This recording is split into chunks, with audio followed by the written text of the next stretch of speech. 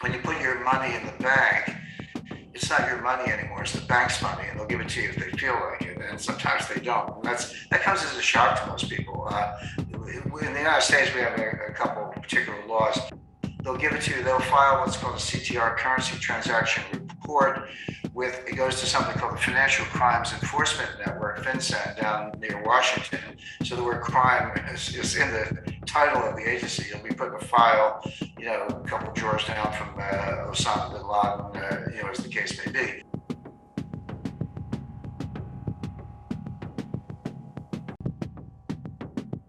But central bank digital currencies are not new currencies, they're new forms or new payment channels, meaning the People's Bank of China, the digital yuan is still a yuan, the digital euro will still be a euro, etc. Same thing with sterling and dollars. But what's different is, first of all, the digital form, but you can take it to the point where I could have, every US citizen, really anyone in the world could have an account at the Federal Reserve.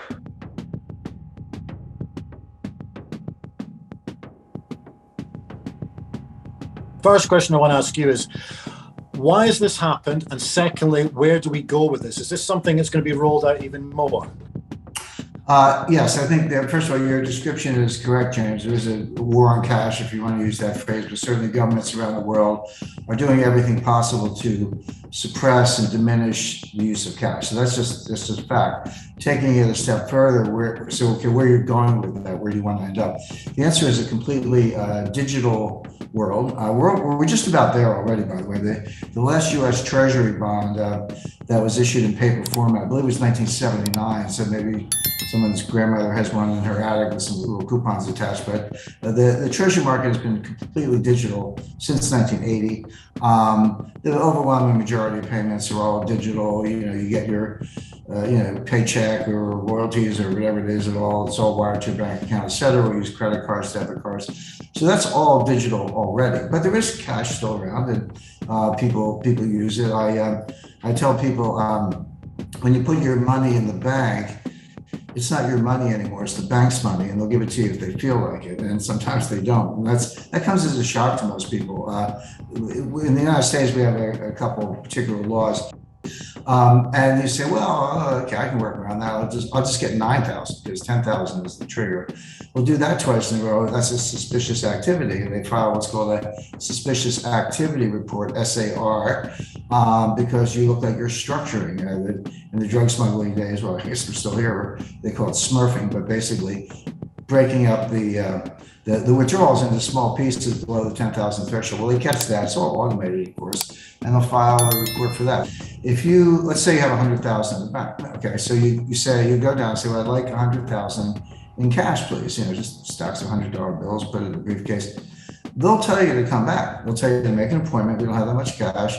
Make an appointment. Come back in a few days. You do. You probably have to bring like your birth certificate or passport and all kinds of other identification and know your customer rules, etc. They'll give it to you. They'll file what's called a CTR, currency transaction report.